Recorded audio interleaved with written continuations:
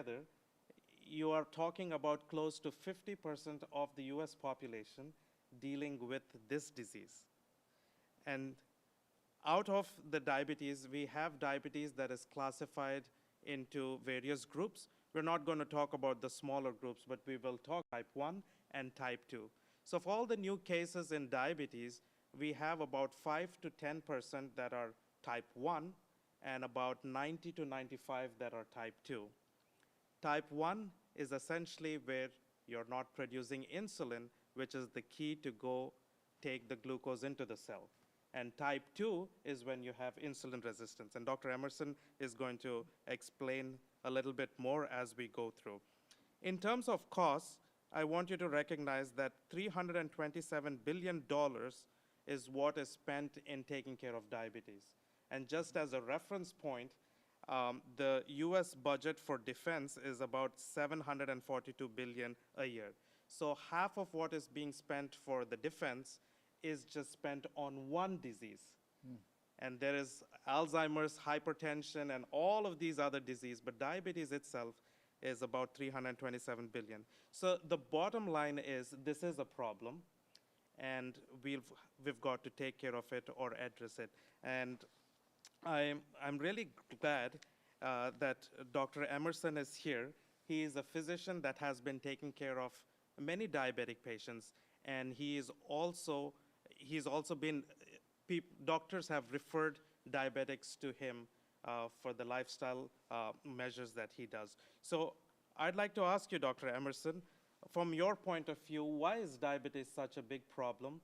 And then you can explain a little bit more.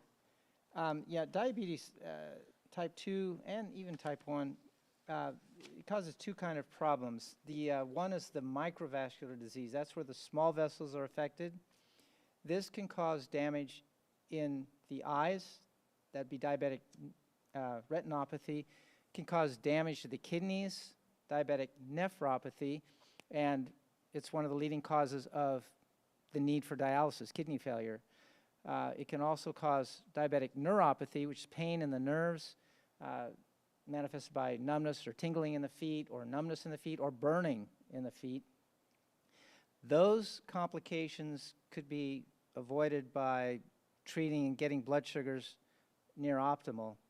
Macrovascular disease is the other complication. That's where the big vessels are affected, and that includes stroke, heart attack, and also patients. In Guam, where diabetes had become rampant, you'd frequently see people in wheelchairs with no feet because of amputations. The blood vessels there were constricted and couldn't get enough blood flow to repair damage from an injury in the foot or from an infection in the foot, and required amputations. So the complications from diabetes are the real problem with diabetes. Right, and these are some things that if you have diabetes that you would, or your physician that will keep a watch on. So they normally do a yearly exam on the eyes, and they also do a urine test to check if there's any protein in the urine. And also for neuropathy, they essentially do a nervous exam or to check if the nerves are working well here. Now, why is it a big deal with the foot? In the sense, sometimes if there are no nerves, there are no blood vessels going there. No blood vessels, no soldiers, or the immune system doesn't have access. There's no bridges or roads. And then essentially you start having an infection, or if you have cuts, you don't know that you've got cuts. And essentially that can start leading into taking out tissue all the way to the bone, and then even further on, which again leads to an amputation, but from the microvascular complication. So it is important that you are following up with your physicians who will take care of these things to avoid these complications. So Dr. Emerson, is diabetes genetic? That's a good question. Genetics can increase your predisposition to diabetes. For instance, the Pacific Islanders have, well, prior to World War II, they had no real incidence of diabetes. Right after World War II, the Micronesian Navy did a survey of all the Micronesian islands looking for diabetes. They couldn't find any. But when we went in 1994 as missionaries to Guam, worked in our little Seventh-day Adventist clinic there, diabetes had become the #1 problem. Heart disease was #2. And their genetics hadn't changed, but their lifestyle had changed. After World War II, they adopted the American lifestyle, and they had no resistance to it. Another case where the diabetes incidence increased dramatically was the Pima Indians on the western United States. In 1901, an endocrinologist actually surveyed the Pima Indians looking for diabetes. He found only one diabetic in the whole tribe. But by 1995 or so, about 100 years later, those over the age of 35, half of them had diabetes. And again, genetics don't change that much in 100 years, but their lifestyle did. They adopted the American lifestyle, and it was deadly for them. The Europeans had been exposed maybe to the American lifestyle a little bit longer and seemed to have a little bit more resistance to it, but in the America and Pacific Islands, resistance to the American lifestyle is very low. Wow. It's a really bad thing that lifestyle did that to that population. But on the other hand, it's good news because we know that lifestyle is the issue. Yes. And so bad in one way, but good in another way, hopeful for those that already have diabetes. That's true. I mean, yeah, genetics I can't really change, but lifestyle I can change. Yes. And that gives us hope. Yes, that's great. So I guess you did mention that in that interval, which you had spoken about, essentially diet was one of the biggest things that changed, and you alluded it to the American diet or the Western diet. Is there anything else that you wanted to mention? Well, the question is, some people say, well, can diet really cause diabetes? And Dr. Sweeney asked that actually as far back as 1927. Wow. He took 6 medical students and he wanted to give them diabetes. Well, when I asked a group that I'm sharing with, if you wanted to give diabetes to somebody, what would you do? And invariably, they say, well, I'd give them lots of sugar. Well, Dr. Sweeney, he tried this, and he gave them a lot of sugar, candy, sweets for 2 days. Before he did this, he did a glucose tolerance test. It's our most sensitive test for diabetes. Gave him a sugar pill, watched how high the sugar went. It went from below 90, rose, stayed below 150, and came back down again. When I gave him all the sugar, in 2 days he retested them. They were all still normal, no change. They said, well, that didn't work. Let me try oils. He tried a high-fat diet, butter, cream, mayonnaise made with eggs, and olive oil. They gave them that for 2 days. Then when he repeated the glucose tolerance test, 4 out of the 6 blood sugars went between 150 and 200, which was a pre-diabetic state, and the other 2 at 2 hours were over 200, and that was in the diabetic state. And so the diet had a very rapid effect on their pre-diabetes or diabetic state. It changed very quickly. They wondered what exactly, oh, by the way, this sugar issue, 1973, Dr. Anderson actually wanted to confirm Dr. Sweeney's 1927 test with sugar. So he said, well, let me see if I can make them diabetic with sugar. So he said, maybe Dr. Sweeney wasn't trying hard enough. So he gave them a pound of sugar a day, not just for 2 days or a week, but for 11 weeks, and couldn't produce one diabetic or even one pre-diabetic with the sugar. Now, I share this with some of the patients. They say, hey, sign me up for that test. But I share with them, I'm not advocating a high sugar diet because they don't have any nutrients. They don't have any antioxidants or phytochemicals. But the sugars in the fruits, the sweeter fruits and all, they have sugar in them, but they also have the antioxidants and the phytochemicals that help protect us from the sugars. And so the fruit is not the issue. It's the high fats in the diet that prevent us from utilizing the sugar properly. People can actually become insulin resistant from the high-fat foods, and particularly the oxidized fats. Let me explain what the current kind of thinking about it is Sure. that when you take a sugar or starch, your blood sugar goes up, pancreas senses this and releases insulin, and the insulin key, which goes into the insulin receptor keyholes in the cells, opens the doors and allows sugar to leave the blood and go in the cells and get burned, and that brings the sugar down. When we take the meat products or the dairy products or the free oils, particularly the oxidized oils, those oils go in and they plug up the keyholes. So now when you take a sugar or starch, blood sugar goes up, insulin's released, can't get in the keyholes, the doors stay shut, and the sugars essentially rise. And that's insulin resistance. You're resistant to the effects of insulin. So initially when that happens, the body responds by saying, pancreas says, well, you know, the normal 30 units of insulin a day that I normally release isn't working. What am I going to do? It says, oh, I'll release more insulin. So instead of 30 units a day, go to 40 units a day. That extra insulin keeps the blood sugars normal, but that extra insulin does something else. That extra insulin drives fat into fat cells to be stored. It drives fat into the liver to cause a fatty liver, and it can actually drive fat into the pancreas to cause inflammation, and starts to destroy the beta cells that make insulin in the pancreas. So that's insulin resistance, and it can lead to increased weight, it can lead to heart disease, it can lead to the complications that we see with diabetes. This can go on for maybe 12 years. As insulin resistance increases, the pancreas releases more and more insulin until maybe a decade later, it can't keep up anymore. And then the blood sugars rise. And then you're diagnosed with diabetes. But the process has been going on for 10, 12 years already. Yes. So, and that's the challenge. Wow. That's amazing, Dr. Emerson. I mean, yes, it makes, like, intuitively, you'll think that the problem is high sugar, and so I should decrease the sugar intake, which is what many people do. That's right. But here we have a hidden item that's causing the problem that just goes bypass, and we don't even see that. And so I'm sure we'll hear a little bit more about the oils.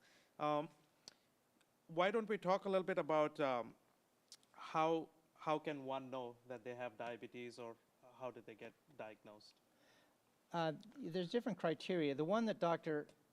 Sweeney used was a glucose tolerance test, where you take a sugar pill, 75 grams of sugar, and you watch to see how high the blood sugar goes.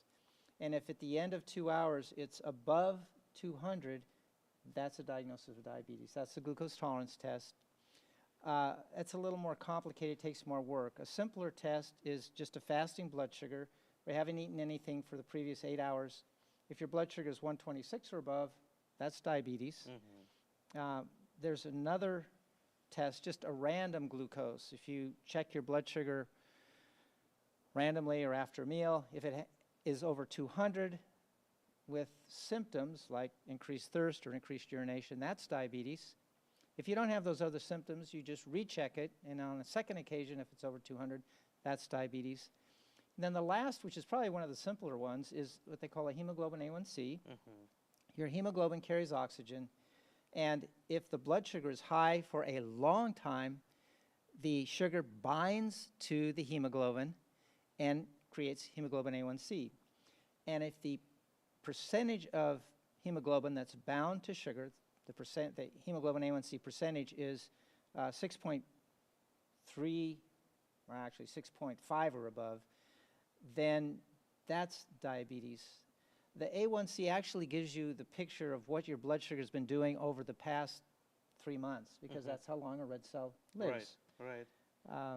And those are the main ways of diagnosing diabetes. Sure. So. And that's probably the trick that physicians have, because human nature is, when you go to the doctor, sometimes you're trying to be all neat and clean, and so you may try to do something to kind of keep your sugar levels low. But then when you do the HbA1c, it gives a picture of 3 months. Yes. And so that kind of gives a better idea of how things have been over Right. over the I 3 should months. mention that Yes. as you're heading towards diabetes, remember the insulin levels can be high and may give you normal blood sugars and even a normal A1C. And so the most sensitive test for insulin resistance would be the insulin level, a fasting insulin level. 4.5 or lower is ideal. If it's much above that, it means you're producing more insulin to keep your blood sugars normal. And that would indicate that you have insulin resistance now and that you're heading for diabetes. And that would be an alarm. So you can always ask your physician, you know, can I get a fasting insulin level to see if I'm on the road to diabetes? Sure. Wow. Now, so Dr. Emerson, we'd like to talk a little bit about what is it that you do that's different from what is done maybe in a conventional setting. And from my understanding, what we do is if you have type 1, you're not producing insulin, so you go on to insulin. For type 2, it comes up a little bit later in life. And the way we treat it is by asking them to try diet and exercise. Sometimes give them 3 months and say, okay, you have diabetes or you're pre-diabetic. Let's do these measures, maybe exercise for about 150 minutes a week, I believe, or 30 minutes every day for 5 days a week, and then just eating healthy, and let's see if that changes anything. And sometimes people who generally don't want to go onto medication will make an effort, but then they come back again and they're about the same in terms of their the levels. And sometimes it's because it may not be practical for them to be able to do the diet and exercise, although they're hopeful when the doctor says, hey, I'm going to put you on medications. And then what happens is we start them with metformin, and then after metformin, we put them on another drug, and then we watch them. If the levels are still going up, then we have other drugs, or we increase the dosage. But seems like what you're doing is you're pulling things out. And so can you give the audience an idea about why is it that people are sending diabetics to you? What are you doing different? We're mainly looking at trying to get rid of the oxidized fats. Those are the fats in the animal products, dairy products, also in the oils. The oxidized fats, the problem with that was actually demonstrated by cardiologist Dr. Vogel. He noted that, well, insulin dilates arteries. That's part of insulin's effect. When you have insulin resistance, the insulin can't dilate the arteries. The way it does that is the insulin actually goes to the little cells on the inside of the arteries and stimulates them to release nitric oxide, which is kind of like the nitroglycerin you put under your tongue when you go to the ER, and it dilates arteries. So what he did was he put a blood pressure cuff around the arm, shut off the blood supply to the hand for about 5 minutes.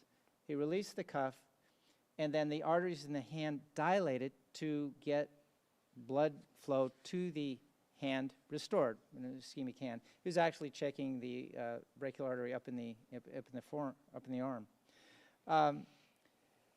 He took several medical students, and he did this test, and when he released the cuff, the arteries dilated. That was a normal response, and then that would imply no insulin resistance. The next day, he gave them 50 grams of animal fat from fast food. When he released the cuff, the arteries didn't dilate. That would imply insulin resistance. So he said, well, that was an animal fat. Let's use a healthy fat. Let's use olive oil. So he gave them the next day 50 grams of olive oil. When he released the cuff, the arteries didn't dilate, implying insulin resistance. So, well, I thought olive oil was healthy. And he said, well, maybe it's oxidized olive oil. That's the problem. So the next day, he gave them 6 capsules of antioxidants. These were capsules filled with dried vegetable matter, powdered up, put in the capsules. They took the 6 capsules, then they took the olive oil, and when he released the cuff, the arteries dilated, indicating that the antioxidants were either protecting the olive oil from oxidizing or actually reducing them back to a reduced state so that it didn't cause insulin resistance. Mhm. And so from that, we were getting a sense that it's the oxidized oils that's causing the problem. The next question then was asked by another group of researchers. They said, well, I wonder if God put antioxidants in the olive to protect us from the oil in the olives. So another group of researchers, they went out to an olive press where they were pressing the olives to get the olive oil out. And when they arrived, the fellow said, oh, you want some olive oil? I said, no, we want your pulp, the stuff you're throwing away. They said, well, help yourself. So they got the pulp and they tested it for our body's main antioxidant, which is glutathione. And they found large amounts of glutathione in the pulp they were throwing away. And when they fed the pulp to volunteers, their glutathione levels rose significantly. So what happens is the oil in the olive is, one, it's protected from oxygen because it's encased in the olive skin.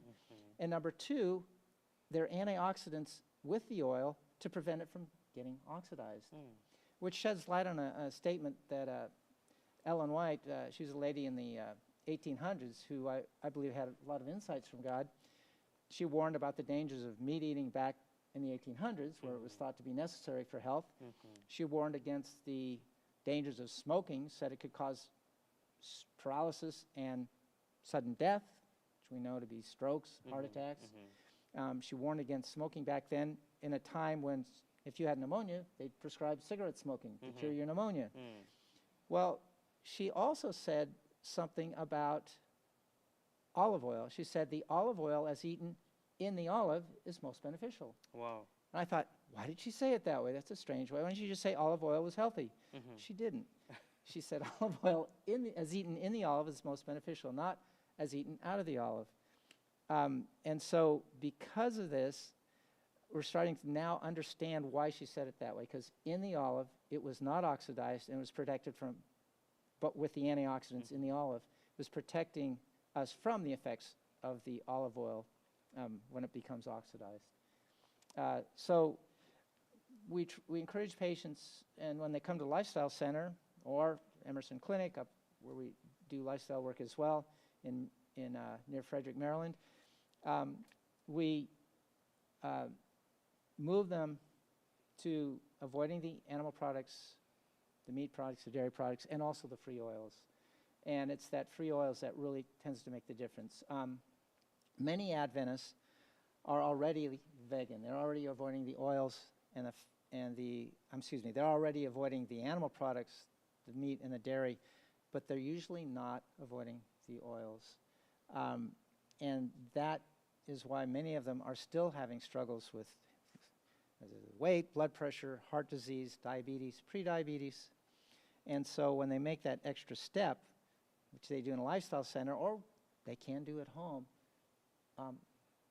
these problems start resolving, and we start seeing results before.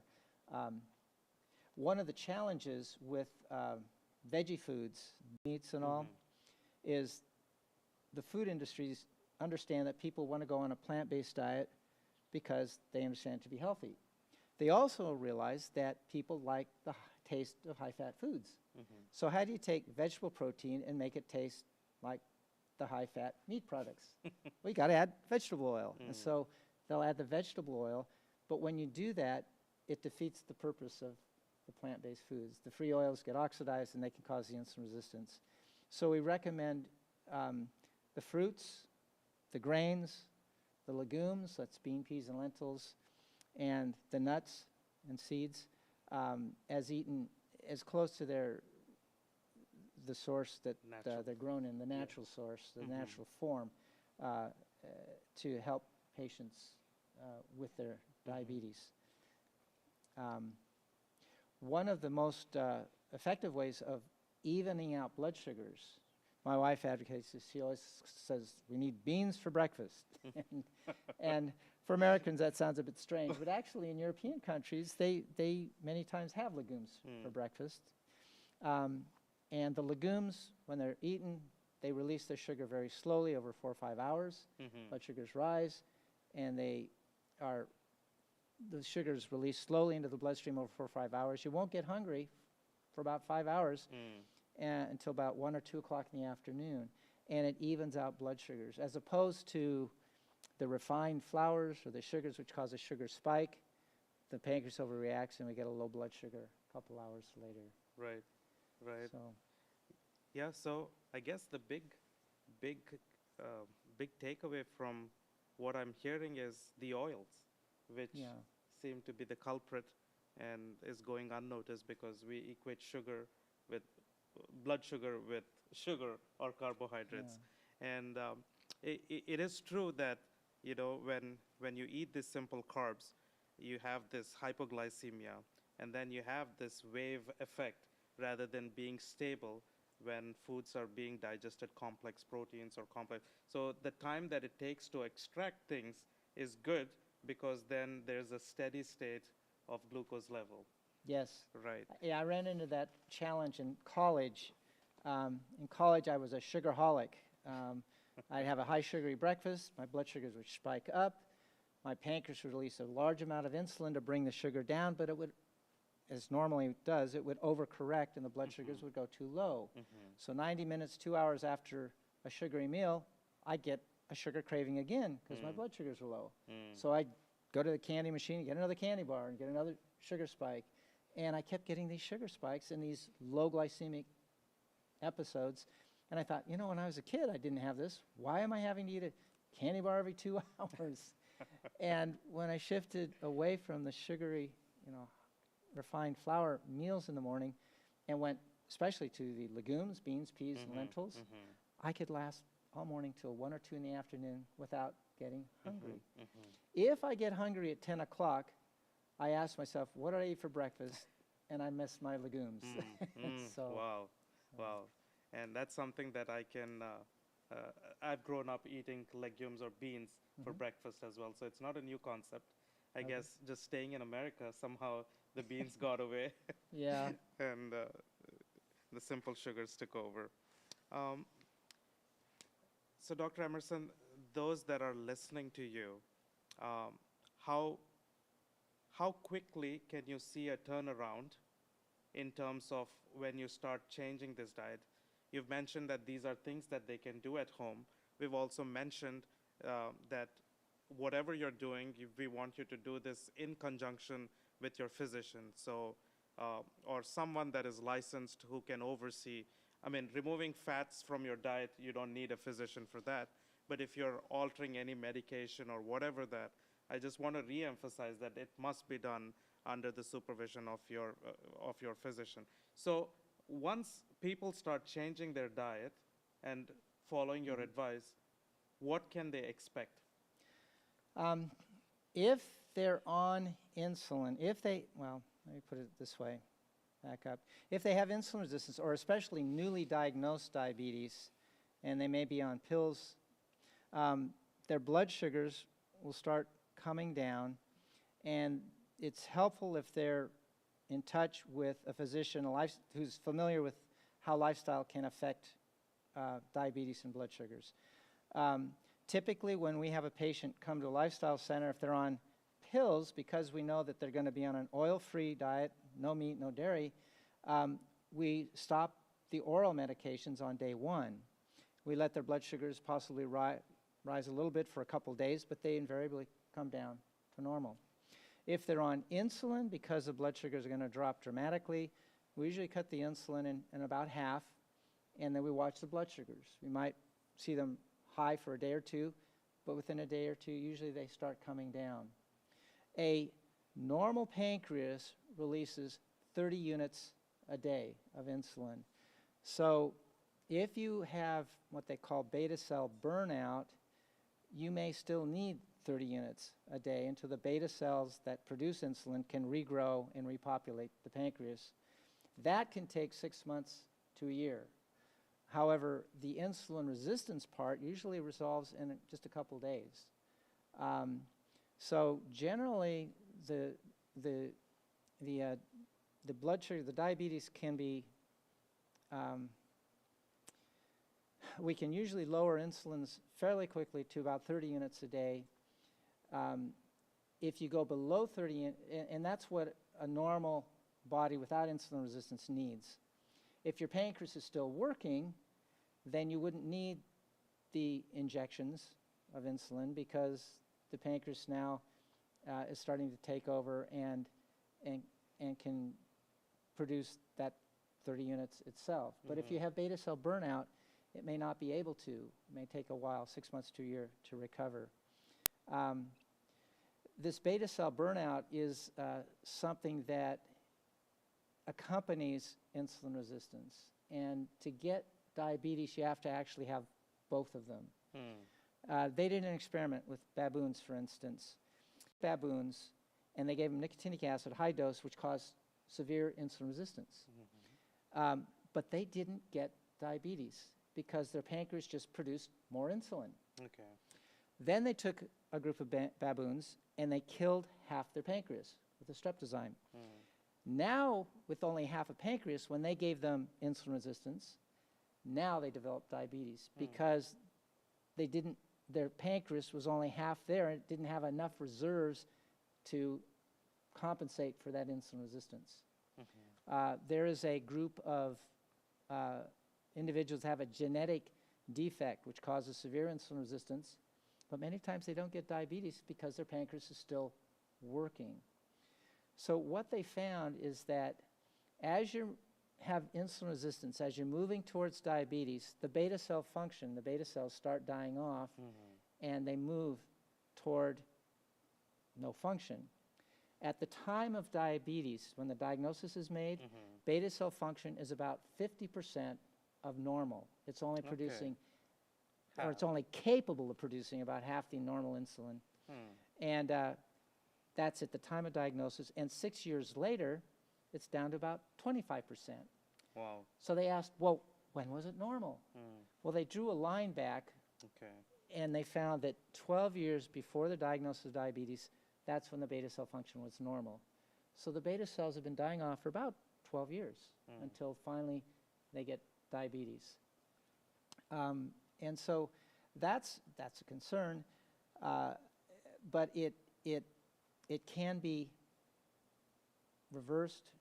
There are some drugs, the TZD drugs, can increase beta cell function if started soon enough. It takes about 6 months for that to happen. The problem is the side effect from the TZDs is 5 to 10 pound weight gain. And so most patients, they don't want that. And so, but if you do a plant-based diet, we have found that beta cell function does actually improve and increase with time. But again, it takes 6 months to a year. We had a patient who actually demonstrated this. We had just come back from Guam. We've been there for about 8 years, and we treated patients with diabetes with a New Start program, where we shared with them how to change their diet to get rid of the insulin resistance and increase beta cell function. So we came to Oklahoma, and when we were, I think I may have shared this before, we were in Oklahoma City setting up practice, and we drive through Oklahoma City, and I said, oh, it's lunchtime. Alita, roll down your window and ask this cowboy on the sidewalk where there's a vegetarian restaurant. So we pulled over the side, and she rolls down the window, and she says, excuse me, sir, is there a vegetarian restaurant nearby? And he walks over in his cowboy boots. He says, lady, this is cattle country. And that was our introduction to Oklahoma. But we started seeing patients there. And one of the first patients we saw was, and she came through our lifestyle program there as well, but she was Tony, and she rolled into the office in a wheelchair. And I thought, why is she in a wheelchair? Well, she was 5'3", 325 pounds. She weighed more than her knees could carry. Wow. And so she was in a wheelchair just because her knees hurt so much. She had high blood pressure. She was on 2 blood pressure medicines, and she could only afford one of them. So her blood pressure was like 180 over 90. It was very high. She was on a statin drug to lower her cholesterol. But even with the statin drug, it was 200. Wow. Well, 200 is normal for an American. Do you want to be normal? Well, the normal American dies of a heart attack or stroke. You don't want to be normal. You want to be you want to be optimal. So that wasn't reassuring. So I shared with her basically what I'm sharing here, that plant-based diet and optimally without the oils could lower your insulin resistance and be able to get off your medicines, possibly. And so she did something totally unexpected. She did what we asked her to do. And that happens occasionally. she went on a total plant-based diet, and in the wheelchair, well, within 2 months, we had to stop her blood pressure medicine. Her blood pressure dropped to systolic of like 90. Wow. So we had to stop her blood pressure medicines. Within a year, we were titrating her insulin down. She was off of her insulin. And her weight started dropping at about a pound a week. She went from 325 down to 225 in about a 2-year period. There was no calorie restriction. And I asked, I asked the audience, so how much exercise was she getting? Well, remember, she was in a wheelchair. She was getting no exercise, no calorie restriction, but her weight came down because she got rid of the insulin resistance. And when the insulin levels then drop, because you don't need the high insulin levels if you've got no insulin resistance, as soon as the insulin levels came down, she started losing the weight. It came off, it was a hormonal endocrine problem, not a calorie intake problem. And in 2 years, she came down to 225. When she saw the orthopedic surgeon, he said, we can operate now because you've lost the weight. She got bilateral knee replacements. She started walking again. Wow. So she did really well as long as she stayed on the program. Now, if she strayed off the program, disastrous results. But as long as she stayed on the program, she did very well. Right. And so I was going to ask you, I'm sure this happens, and maybe you can let me know. So when they come to the lifestyle center here, they have all of these the diets and the restrictions on oil and so forth. And like you said, compliance is such a big problem, and it brings people back. So what happened? Did you have patients that kind of strayed off? Oh. I'm sure they were. Yeah. And then what happens to them, or have you? Yeah, we have them. One of the problems with, say, like a lifestyle center, where people fly in from all over the United States to come here, we treat them, they do great for 2 weeks, then we send them home and we think, everything's great. We never see them again. But when we were in Guam, these were our regular patients. So after the 2-week lifestyle program that we set up there, we would see them 3 months later, and guess what? They weren't on the program anymore. And so what we found was the compliance issue was a real challenge. But we found a study that actually showed us how to address the compliance issue. And I think I may have shared this on a previous podcast, but I'll share it again because it is relevant.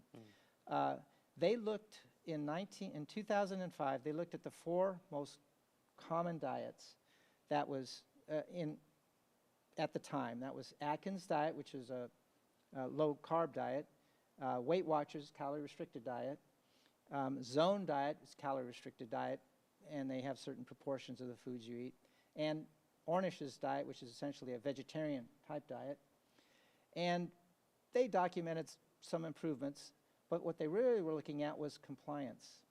So they asked the patients, they trained them in the diet, they asked them, and they told them the benefits of the different diets, and then at 3 months, after they trained them, showed them this, they said on a scale of 1 to 10, how well are you following the program?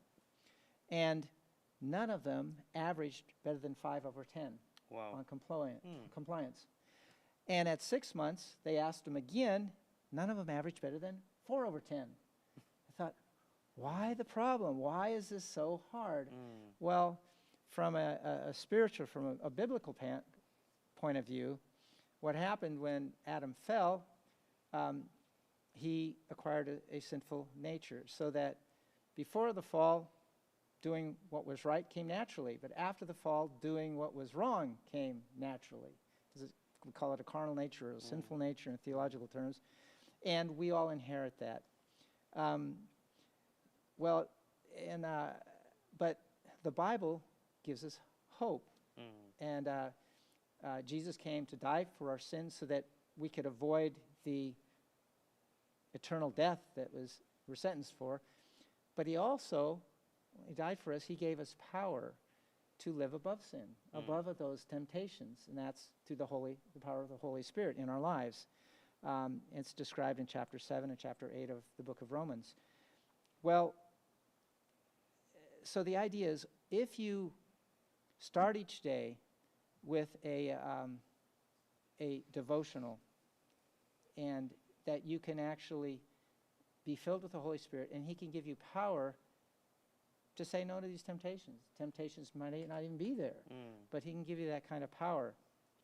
And we recommend doing it in the morning is very important. Well, now this is from a biblical perspective, but there are always skeptics out there who say, well, does it really work? I mean, really, come on. Well, they actually did the test. After 2005 test, in 2007, Susan Gregory came up with a blog. It's called The Daniel Cure. And the goal was not to get better health, but it was actually to have a closer walk with God. So she said, this is a Daniel cure. We're going to do what Daniel did. And step one was a vegetarian diet. Chapter 1 of the book of Daniel tells how Daniel in Nebuchadnezzar's Babylonian court chose to eat just plant foods and water for his meals. So this is a vegetarian diet she advocates.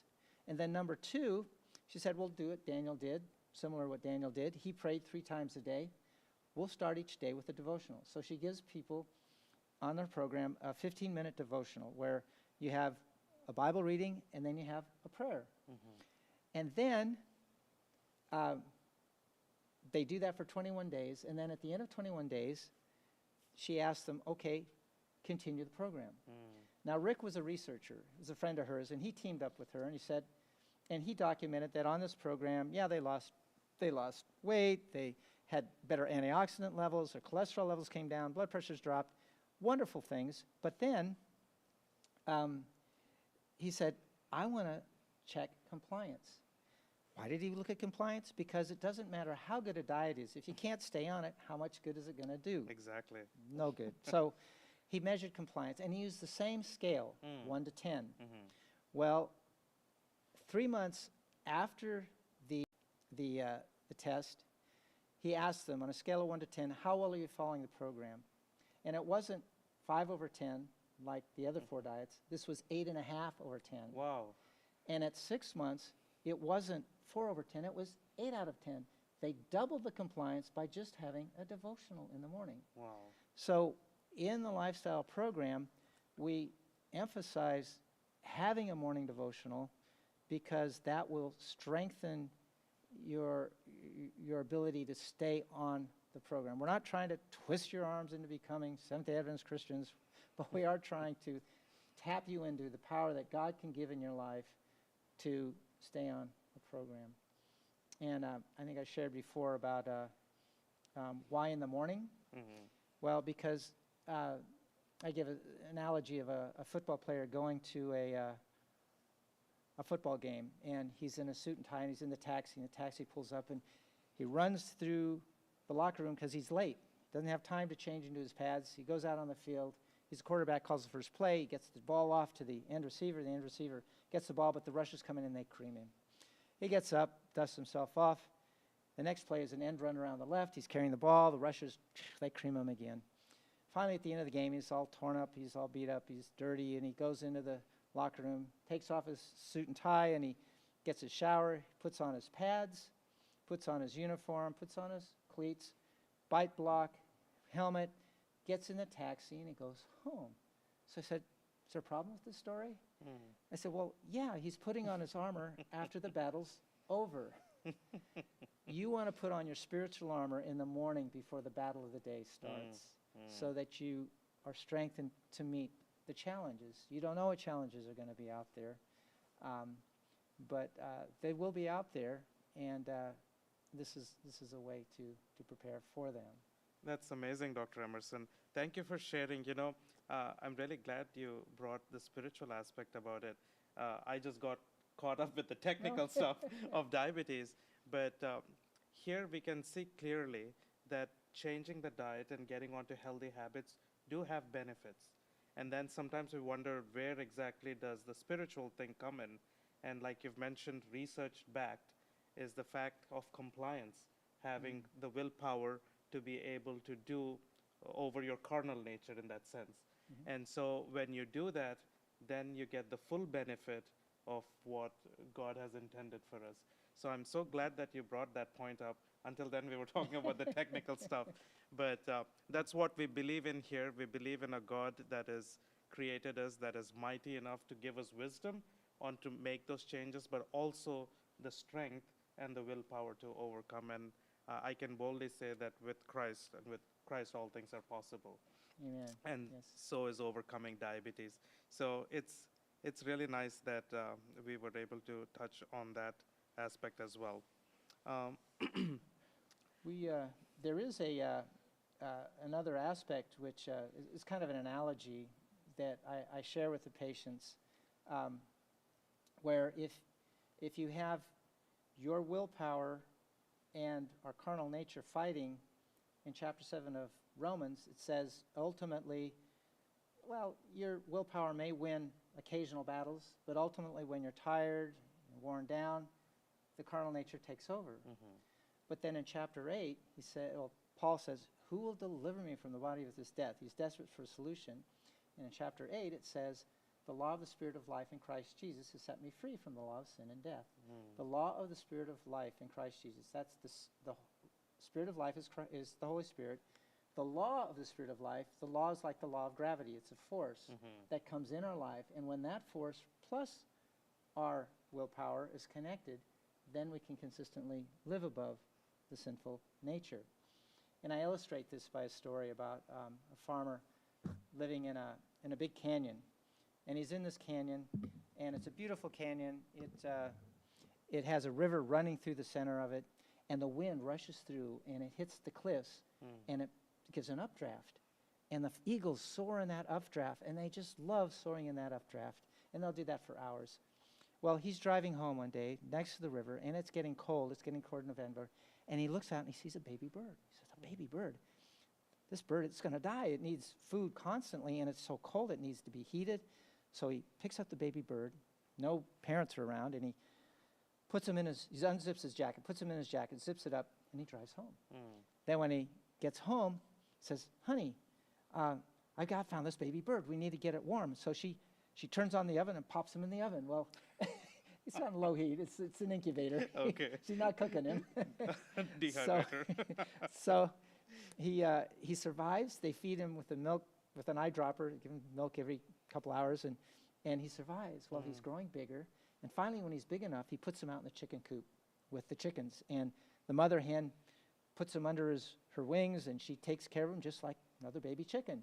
And he grows, and he gets bigger and bigger, and he learns to scratch and peck like a chicken. Well, after several weeks, the farmer is horrified because he realizes this is not a chicken. This is not an ordinary bird. This is an eagle.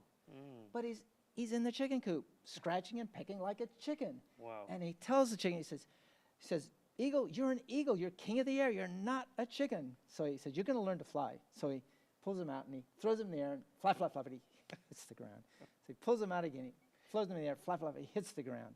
So finally he says, okay, you're going to learn to fly. Now he takes him up, puts him in his lap, puts him in the truck, drives him up to the cliffs where the updrafts are coming, and he sees the eagles soaring in the air in the updrafts, and they're screeching to each other.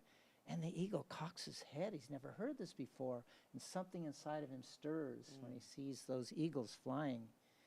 And up until this point, the analogy is gravity is like the force of sin pulling him down. Right. His legs are like our willpower resisting gravity, and that worked fine in the chicken coop. But now the farmer takes him and he throws him over the edge of the cliff. Are you going to help him now? Not going to help him now. The gravity, the law of sin is pulling him down. He's going faster and faster. And as the wind goes over his head and his wings, instinct kicks in and he flares out his wings. Wow.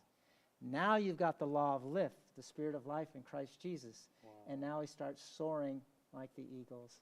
Wow. And you know, God doesn't want us pecking and scratching around in the chicken coop. He says you were born to be eagles. You're born to soar in the air with the power of Christ in your life. Wow, that's amazing. I like how you put that.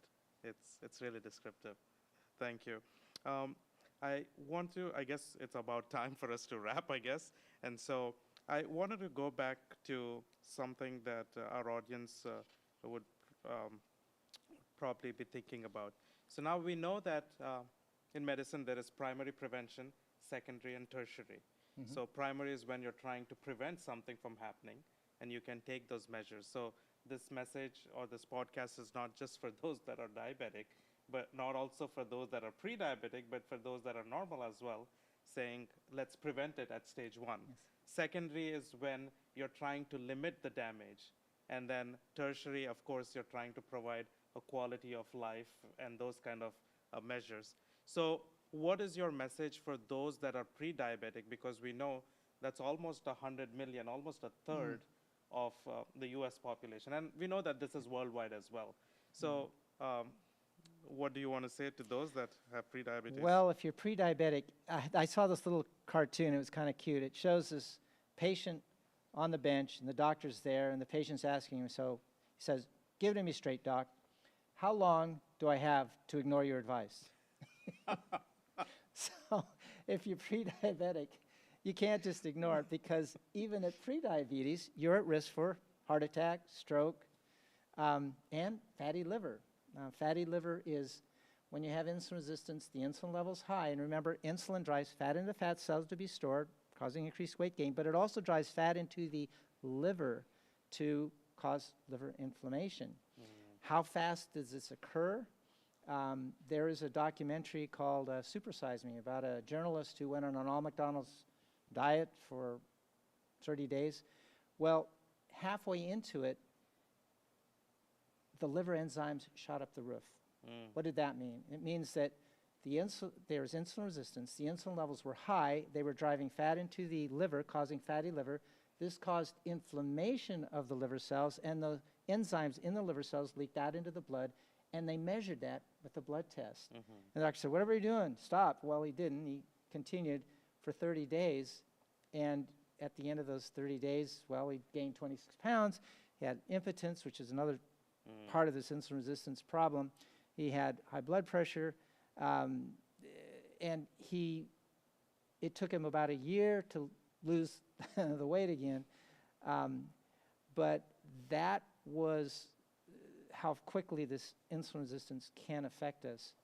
So the nice thing about insulin resistance before you have diabetes is that it's reversible more quickly. You still have good beta cell function, and the insulin resistance can resolve usually in a matter of days, usually not less than usually within a week or two maximum, and insulin levels drop. Remember, the most sensitive test for insulin resistance is to get a fasting insulin level. Patients come to Lifestyle Center, their insulin levels should be 4.5 or less. We have one that's around 20 or so right now. But at the end of the program, it drops dramatically. The insulin level drops, indicating that their insulin resistance is resolving in just that 11-day period. It shows up in the blood tests, and patients usually lose about 1 to 2 pounds a week on the program. The first week, they may lose 10 pounds because 8 of it's water. The body doesn't need that extra water to keep the blood pressure up. It gets rid of the water, and the weight starts coming down. And so it's a good start. And so I really encourage people, don't ignore it. Get a fasting insulin level if you want to know where you are, and take some steps. Sure. So I guess we're closing, Dr. Emerson. What's your take-home message? And also, what are some other resources that you can offer to our audience tonight? Take-home message is, eliminate the meat products and the dairy products, but also the free oils, and they're in everything. You need to really read labels and avoid things that have free oils in them. If you like high fatty foods, get them in the natural source. Get them in the olives. Get them in the avocados. Get them in the nuts. Those are healthy. there are cookbooks out there, and when you get a vegetarian cookbook, get one that is oil-free. Some of the oil-free ones, Seven Secrets is an excellent one. It's oil-free. Back to Eden is another one. It has some recipes in it, I believe. There's another book, John McDougall has written many wonderful books. He has oil-free cookbooks. Forks Over Knives cookbook is another excellent one that's oil-free. And if you happen to come across a recipe that has oil in it, just skip the oil, or if it's making bread, instead of 1 tablespoon of oil, add 2 tablespoons of applesauce. It's a good substitute. And if you're doing this, if you have high blood sugars and you're on medicines, you really need, very important to work with a physician knowledgeable in the effects of lifestyle changes and diabetes, so they can adjust your medicines. You don't want your blood sugars to drop too low. Because hypoglycemia is a bigger problem than Yes. hyperglycemia. Well, we thank you all for coming this evening and attending the podcast. I hope it's been a blessing. It's very clear that your health is in your hands. Our health is in our hands. Yes. So thank you so much, Dr. Emerson. It was a pleasure. Thanks for having me. I really enjoyed it. Okay. Yes.